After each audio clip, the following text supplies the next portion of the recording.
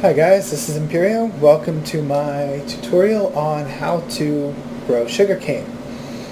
This, like all my tutorials, are done on my public SMP server. It's a mostly vanilla. All I have is a anti-X-ray and a grief-preventing claims mod. If you'd like to join, this is the server right here, and it's the whitelist. Send me an email at imperio@gmail.com. and I will go ahead and whitelist you. Hope to see you in the game. So for sugarcane farming, there are a few different ways to do it. A lot of people just make a line of water and plant some sugarcane in it, which works, but it's not the most efficient. You've got to deal with falling in the water, or you've got lots of water sources to cover with lily pads so you don't fall in. So what I like to do is this nice, simple 4x4 setup that you can continue on. And for the entire 4x4, it only takes 4 water sources. So here it's actually an 8x4. I've got 2 next to each other. You pick up the sugarcane I just harvested. And it's convenient because you can run around and knock them down really easily. Takes up not too much space. And with the lily pads on top of the water sources, you don't have to worry about anything falling in the water, whether it's the items or yourself. So if I'm just building a flat sugarcane farm that I want to harvest quickly, that's what I do. I also have up here a nice little automated farm I made, and that farm uses pistons to knock everything down. So you see I have pistons next to the sugarcane, and it pushes into flowing water. Flip the switch, the sugarcane falls in, and it comes on down. It's not 100% efficient. Sometimes you get pieces of sugarcane that get stuck on one side of the water or the other, but it's still pretty efficient, and it's fast because you flip the switch, and no matter how big it is, you get everything and it comes on down to you. I'm going to run in the back quickly and just show you how the wiring works in case you are not familiar with redstone and want to see. This is one of the simpler redstone circuits.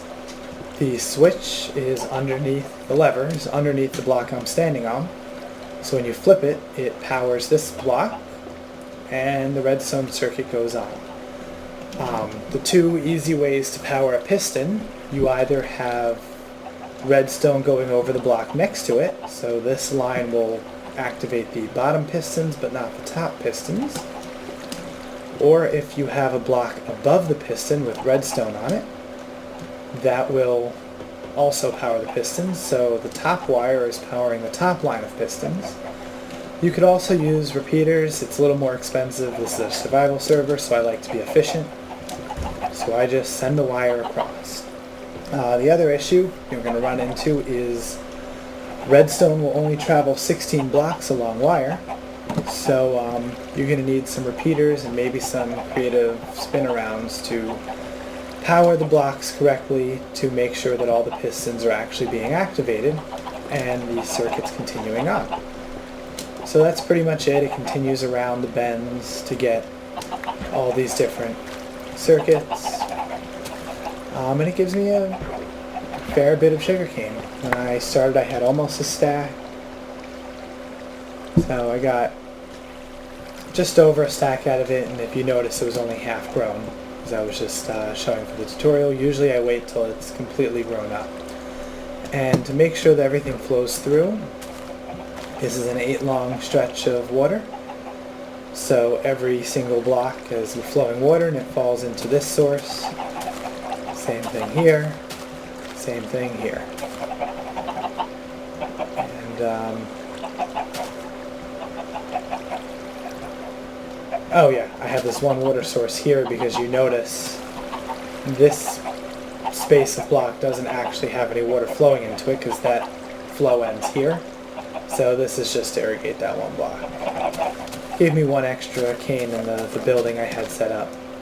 But that is what I think the 2 best ways to farm sugarcane. This is faster, but you can make this really big, so if it's big enough, then the automated system becomes faster.